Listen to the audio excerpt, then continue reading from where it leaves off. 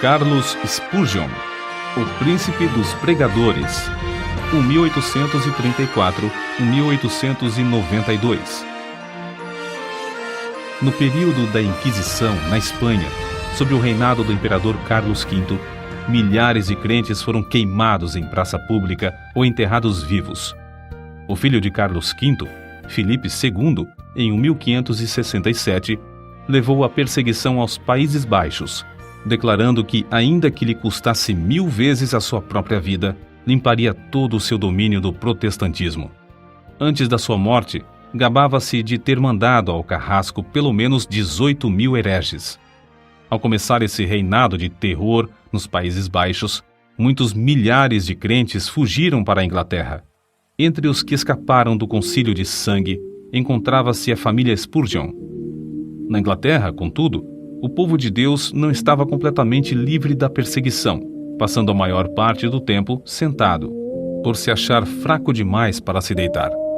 Os bisavós de Carlos eram crentes fervorosos e criaram os filhos na admoestação do Senhor. Seu avô paterno, depois de quase 50 anos de pastorado no mesmo lugar, podia dizer: "Não passei nenhuma hora triste com a minha igreja depois que assumi o cargo de pastor." O pai de Carlos, Tiago Spurgeon, era o amado pastor de Stambourne. Carlos, quando ainda criança, interessava-se pela leitura de O Peregrino, pela história dos mártires e por diversas obras de teologia. É impossível calcular a influência dessas obras sobre a sua vida. O que era precoce nas coisas espirituais vê-se no acontecimento que passamos a relatar. Com apenas 5 anos de idade, Carlos percebeu profundamente o cuidado do avô com relação ao procedimento de um dos membros da igreja, mais conhecido como Velho Rhodes.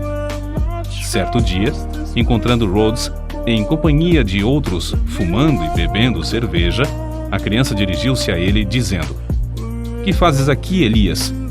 O velho Rhodes, arrependido, contou então ao seu pastor como a princípio se irou com o pequeno Carlos, mas por fim sentiu-se quebrantado. Desde aquele dia, o velho Rhodes andou sempre perto do Salvador. Quando ainda em tenra idade, Carlos foi por Deus convencido do pecado. Durante alguns anos, sentia-se uma criatura sem esperança e sem conforto.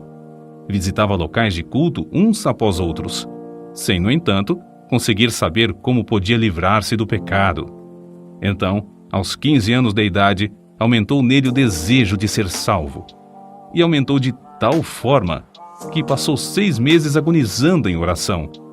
Nesse tempo, assistiu a um culto numa igreja em que o pregador não pudera comparecer por causa de uma grande tempestade de neve. Na ausência do pastor, um sapateiro se levantou para pregar às poucas pessoas presentes e leu este texto: "Olhai para mim e sede salvos, todos os confins da terra." Isaías, capítulo 45, versículo 22. O sapateiro, inexperiente na arte de pregar, só fazia repetir a passagem e dizer: "Não vos é necessário levantar um pé, nem um dedo. Não vos é necessário estudar no colégio para saber olhar, nem contribuir com 1000 libras. Olhai para mim, não para vós mesmos. Não há conforto em vós. Olhai para mim, suando grandes gotas de sangue. Olhai para mim, pendurado na cruz. Olhai para mim, morto e sepultado. Olhai para mim, ressuscitado. Olhai para mim à direita de Deus." Em seguida, fitando os olhos em Carlos, disse: "Moço, tu pareces ser miserável. Serás infeliz na vida e na morte, se não obedeceres." Então, gritou ainda mais: "Moço, olha para Jesus. Olha agora." O rapaz olhou e continuou a olhar até que, por fim, um gozo indizível entrou na sua alma. O recém-salvo, ao perceber as constantes investidas do maligno, foi tomado pela aspiração de fazer todo o possível para receber o poder divino e, assim, frustrar a obra do inimigo do bem. Spurgeon, por exemplo, aproveitava todas as oportunidades para distribuir folhetos. Também entregava-se de todo o coração a ensinar na escola dominical, onde alcançou de início o amor dos alunos e, por intermédio destes, a presença dos pais na escola. Com a idade de 16 anos, começou a pregar. Acerca desse fato, declarou: "Quantas vezes me foi concedido o privilégio de pregar na cozinha da casa de um agricultor ou num celeiro. Alguns meses depois de pregar seu primeiro sermão, foi chamado a pastorear a igreja em Waterbeach. Ao fim de 2 anos, essa igreja de 40 membros passou a ter 100. Como o jovem pregador tinha o desejo de aperfeiçoar-se, o diretor de uma escola superior, de visita à cidade na ocasião, marcou 1 hora para tratar com ele acerca desse assunto. A criada que recebeu Carlos, porém, descuidou-se e acabou não chamando o professor, que saiu sem saber o que o moço esperava. Mais tarde, já na rua, Carlos, um tanto triste, ouviu uma voz dizer-lhe: 'Buscas grandes coisas para ti? Não as busques.' Foi então, ali mesmo, que abandonou a ideia de estudar naquele colégio, convencido de que Deus o dirigia para outras coisas. Não se deve concluir, contudo, que Carlos Spurgeon tenha desistido de se educar. Depois disso, ele aproveitou todos os momentos livres para estudar. Disse que alcançou fama de ser um dos homens mais instruídos de seu tempo. Spurgeon havia ministrado em Waterbeach apenas durante 2 anos, quando foi chamado a pregar na Park Street Chapel, em Londres. O local era inconveniente para os cultos e o templo, que tinha assentos para 1.200 pessoas, era demasiado grande para a plateia. No entanto, havia ali um grupo de fiéis que nunca cessou de rogar a Deus por um glorioso avivamento. Esse fato é assim registrado nas palavras do próprio Spurgeon. No início, eu pregava somente a um punhado de ouvintes. Contudo, não me esqueço da insistência das suas orações. Às vezes, parecia que rogavam até verem realmente a presença do anjo do concerto, Cristo, querendo abençoá-los. Mais de uma vez, nos admiramos com a solenidade das orações até alcançarmos quietude, enquanto o poder do Senhor nos sobrevinha. Assim desceu a bênção. A casa se encheu de ouvintes e foram salvas dezenas de almas. Sob o ministério desse moço de 19 anos, a concorrência aumentou em poucos meses a ponto de o prédio não mais comportar as multidões. Centenas de ouvintes permaneciam na rua para aproveitar as migalhas que caíam do banquete que havia dentro da casa. Ficou resolvido que a Park Street Chapel seria reformada. Durante o tempo da obra, os cultos eram realizados em Exeter Hall, prédio com assentos para 4.500 pessoas. Ali, em menos de 2 meses, a assistência era tão numerosa que as ruas, durante os cultos, se tornavam intransitáveis. Quando voltaram para a Chapel, o problema, em vez de ter sido resolvido, ficou maior. 3.000 pessoas ocupavam o espaço preparado para 1.500. O dinheiro gasto, que alcançou uma elevada soma, fora desperdiçado. Tornou-se necessário voltar para o Exeter Hall, mas nem este auditório comportava mais o público presente.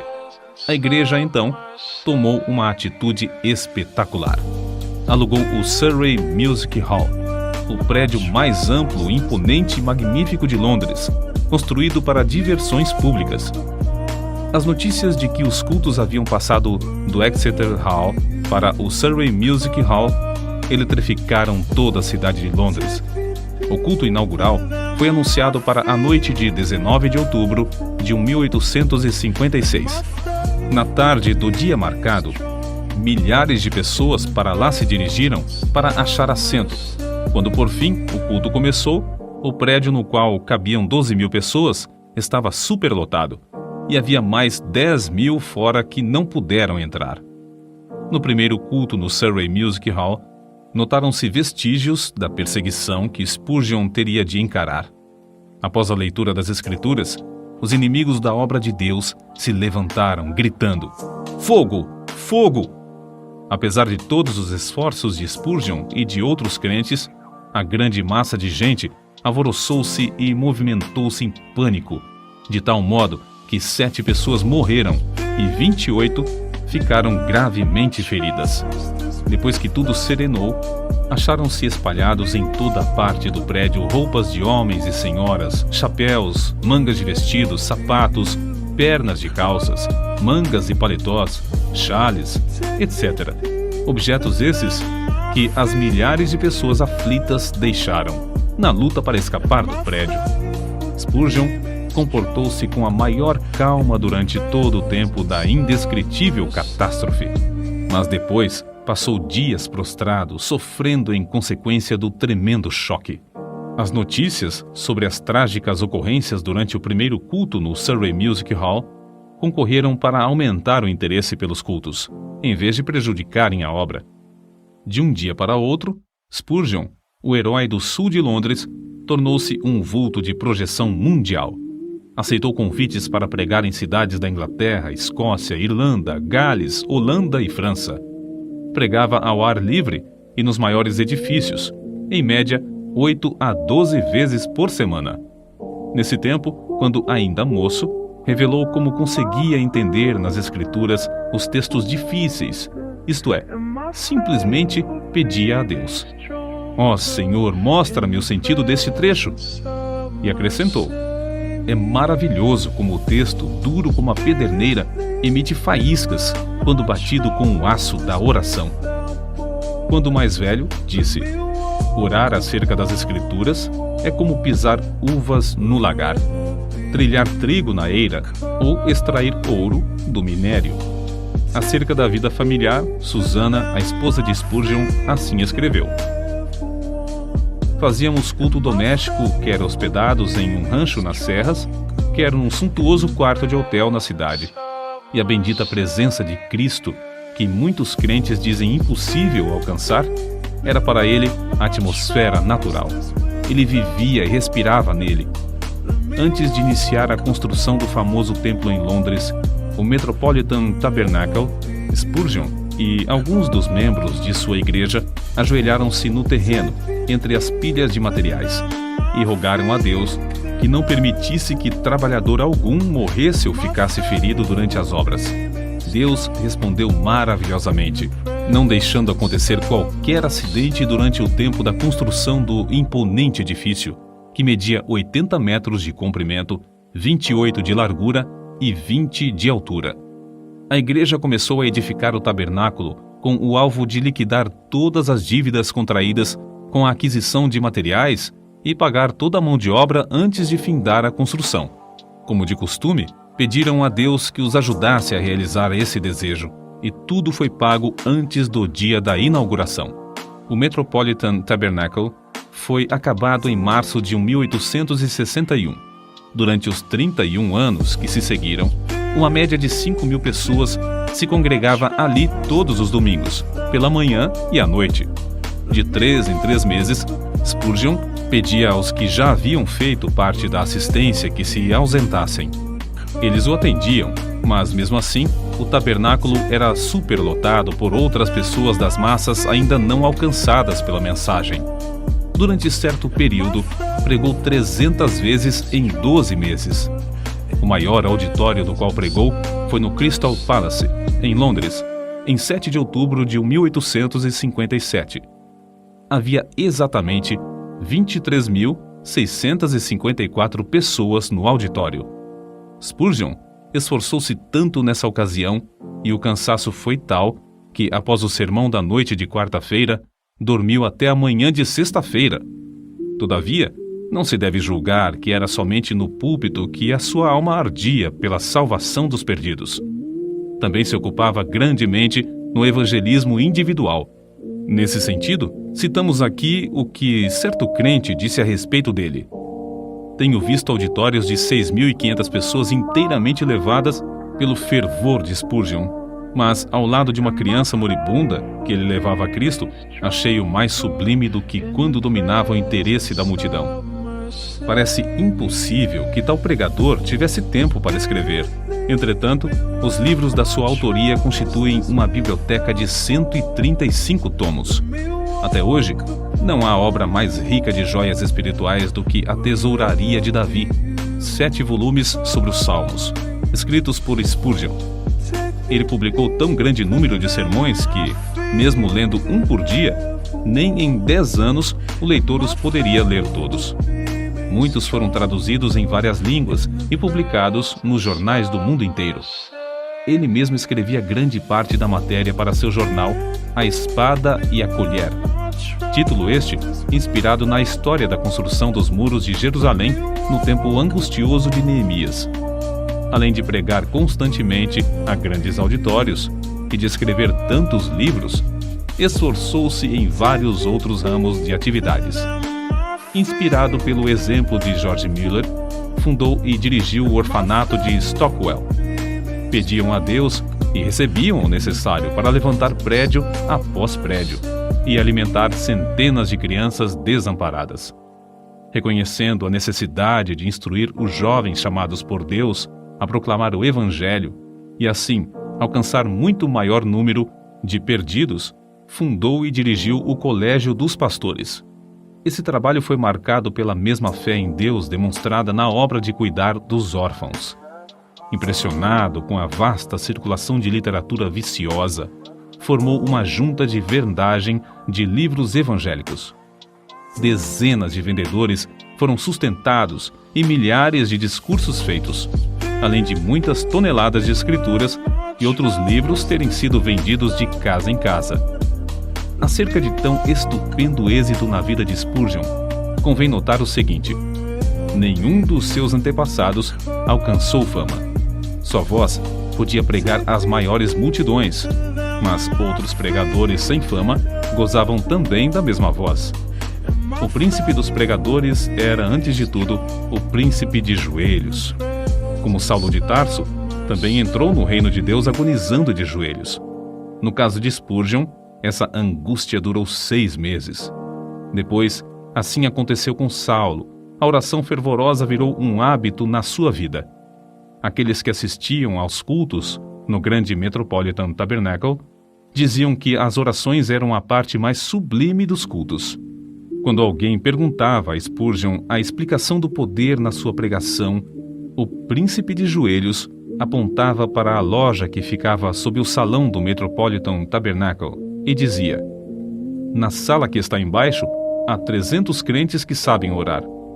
Todas as vezes que prego, eles se reúnem ali para sustentar minhas mãos, orando e suplicando ininterruptamente.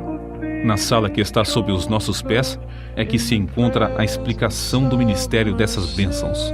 Spurgeon costumava dirigir-se aos alunos no colégio dos pastores desta forma: permanecei na presença de Deus. Se o vosso fervor esfriar, não podereis orar bem no púlpito. Pior com a família, e ainda pior nos estudos, sozinhos. Se a alma se tornar magra, os ouvintes, sem saberem como ou porquê, acharão que vossas orações públicas têm pouco sabor. Ainda sobre a oração, sua esposa deu este testemunho: ele dava muita importância à meia hora de oração que passava com Deus antes de começar o culto. Certo crente também escreveu a esse respeito: sente-se durante a sua oração pública que ele é um homem de bastante força para levar nas mãos ungidas as orações de uma multidão. Isto é a ideia mais grandiosa de sacerdote entre Deus e os homens. Convicto do grande poder da oração, Spurgeon designou o mês de fevereiro de cada ano no grande tabernáculo para realizar a convenção anual e fazer súplicas por um avivamento na obra de Deus. Nessas ocasiões, passavam dias inteiros em jejum e oração que se tornava mais e mais fervorosa. Não só sentiam a gloriosa presença do Espírito Santo nesses cultos, mas era-lhes aumentado o poder com frutos abundantes. Na sua autobiografia consta que, desde o começo do seu ministério em Londres, pessoas gravemente enfermas foram curadas em resposta às suas orações. A vida de Spurgeon não era vida egoísta e de interesse próprio. Juntamente com sua esposa, fez os maiores sacrifícios para colocar livros espirituais nas mãos de um grande número de pregadores pobres, e ambos contribuíam constantemente para o sustento das viúvas e órfãos. Recebiam grandes somas de dinheiro, mas davam tudo para o progresso da obra de Deus. Não buscava fama, nem a honra de fundador de outra denominação, como muitos amigos esperavam. A sua pregação nunca foi feita para sua própria glória, porém, tinha como alvo levar os ouvintes a Deus através da mensagem da cruz. Considerava seus sermões como se fossem setas, e dava todo o seu coração, empregava toda a sua força espiritual em produzir cada um deles. Pregava confiando no poder do Espírito Santo, empregando o que Deus lhe concedera para, abre aspas, matar, fecha aspas, o maior número de ouvintes. Charles Haddon Spurgeon recebia o fogo do céu estudando a Bíblia, horas a fio, em comunhão com Deus. Cristo era o segredo do seu poder. Cristo era o centro de tudo para ele. Sempre e unicamente Cristo. J.P. Freud disse: quando Spurgeon orava, parecia que Jesus estava em pé ao seu lado. As suas últimas palavras no leito de morte, dirigidas à sua esposa, foram: ó querida, tenho desfrutado um tempo muito glorioso com meu Senhor. Ela, ao ver, por fim, que seu marido passaria para o outro lado, caiu de joelhos e, com lágrimas, exclamou: ó bendito Senhor Jesus, eu te agradeço o tesouro que me emprestaste no decurso destes anos. Agora, Senhor, dá-me força e direção durante todo o futuro. 6.000 pessoas assistiram ao culto do funeral. No caixão estava uma Bíblia aberta na passagem usada por Deus para convertê-lo. Olhai para mim e sede salvos, todos os confins da terra. O cortejo fúnebre passou entre centenas de milhares de pessoas postadas em pé nas calçadas. Os homens descobriam-se à passagem do cortejo e as mulheres choravam. O túmulo simples do célebre príncipe dos pregadores no cemitério de Norwood testifica a verdadeira grandeza da sua vida. Ali estão gravadas estas humildes palavras: aqui jaz o corpo de Charles Haddon Spurgeon, esperando o aparecimento do seu Senhor e Salvador, Jesus Cristo.